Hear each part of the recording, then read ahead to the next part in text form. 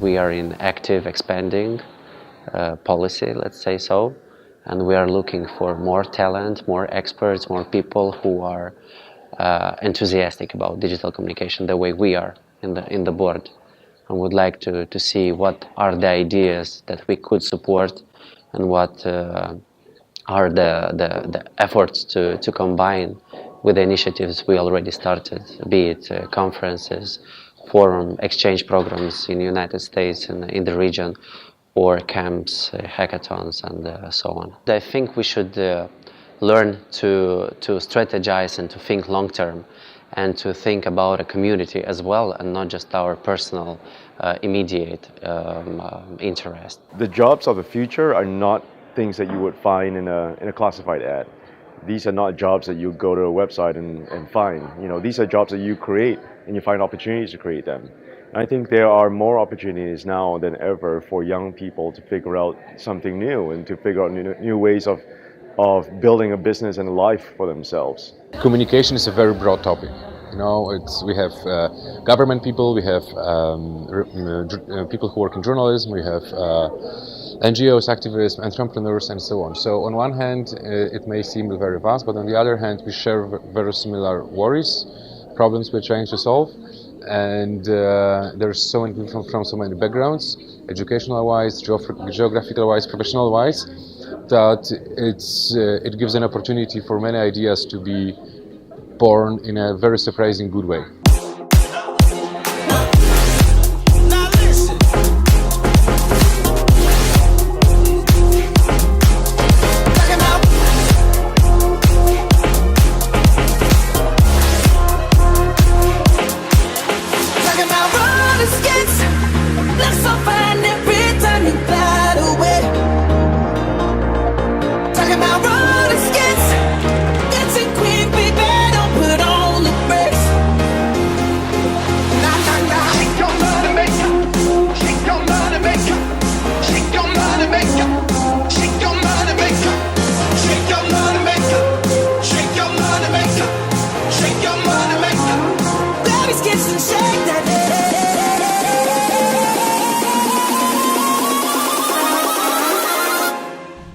Right now, what we see worldwide is a certain degree of confusion. And what we think is that the paradigm of communication does not involve only the journalist and the public, but rather lots of elements in between.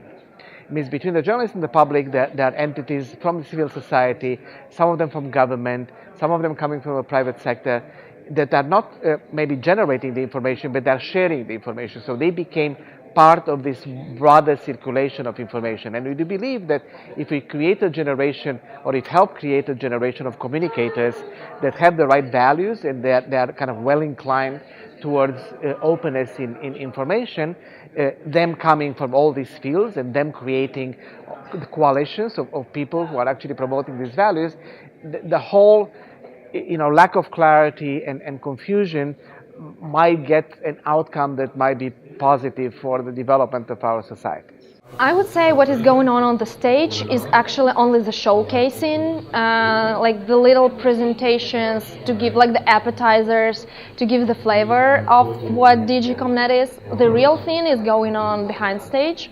and I don't know, in pubs after the event, in coffee breaks, during lunchtime. This is where people click, and this is where they find people who think the same way they do, and this is where the projects are born and ideas are cultivated. And this is the main thing about these events, because digital tools are amazing, they give us so much more power, but unless you talk to person in person and you feel this vibe and you feel this connection, no good project can work. This organization is interesting in that, again, it has a broad mission, and that it's bringing together different groups of people together to communicate in a way that is surprising. I mean, I didn't know this existed. Each conference grabs different people from different fields, and it creates meaningful connections. And it's very much, it's not a one-to-one thing. It's not that this one thing leads to this. It's this one thing could lead to a spoke. It's part of why the design makes sense. There is no one direct path. Different paths come out of this, different relationships, different, as you said, it could be a company, it could just be a friendship. And now I know people in countries all over Eastern Europe.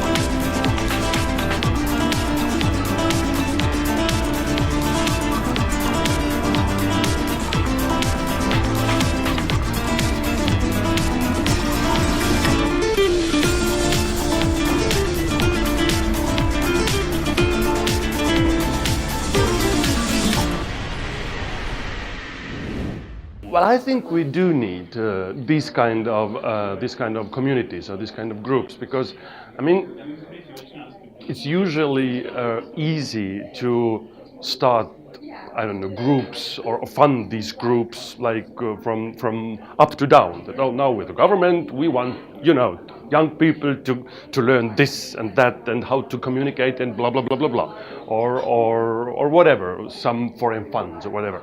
But I mean, this group actually has come like vice versa from the roots up. So people came together, whatever the reasons were, and they want to build something together. So I think either it's DigiComNet, or maybe it's environmental group, or whatever, the cultural groups. But actually, when the young people come together and they want to change something themselves, not somebody says or tells them that, okay, I give you money and you do this. So I think the more we have these kind of groups, the more civil societies.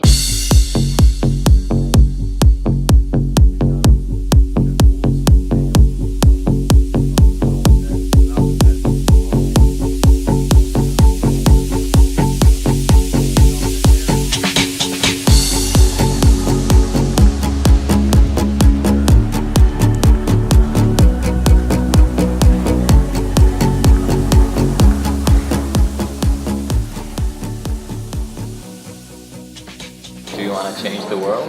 Yeah, why not? Feels like flying, flying.